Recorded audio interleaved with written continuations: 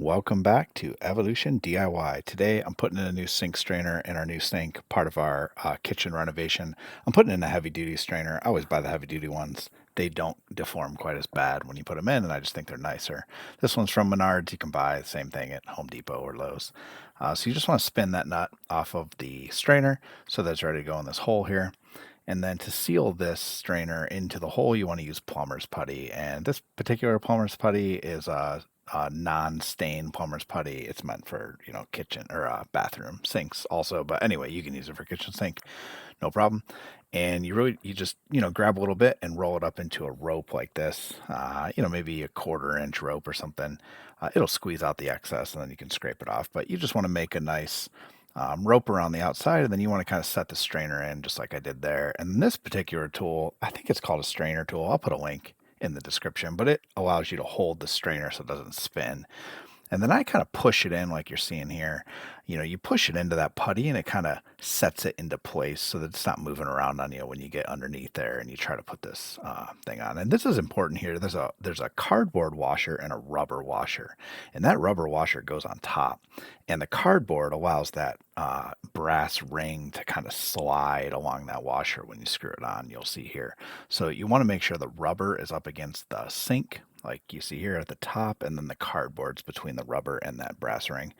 It makes that, brass ring kind of slide like you'll see here. That cardboard just makes it, it's almost like not lubrication, but it makes the friction not high so that it can slide. And then you want to hold that tool like I am here. You kind of want to hold it from the top, and then you reach around from the bottom and you screw that ring on until it's tight. I just hand tighten them, and then you scrape out that plumber's putty like I just did there. And that's about it. You clean up the sink and you're good to go. The strainer's in. And so here I'm just going to show you the other side again. Simple tool, strainer tool, and plumber's putty, and then the strainer here, another matching heavy duty strainer. And we're going to do the same process again. And like I said, I'll show you here again. But super important, sorry, I'll show you here in a second. But right here, I'm just rolling out the plumber's putty again. Again, about maybe a 1/4 inch.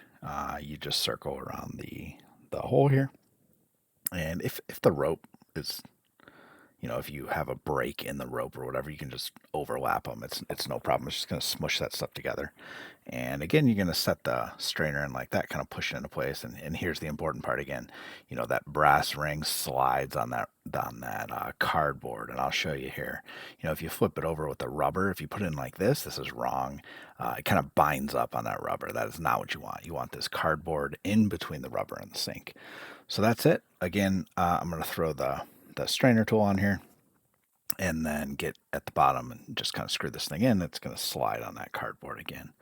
And you'll see here, I just hand tighten it, and then I throw a glove on here, like a rubber glove, and it just gives you a little more friction to just hand tighten it. And then I scrape the plumber's putty out. Here I'm just using a little piece of paper or something.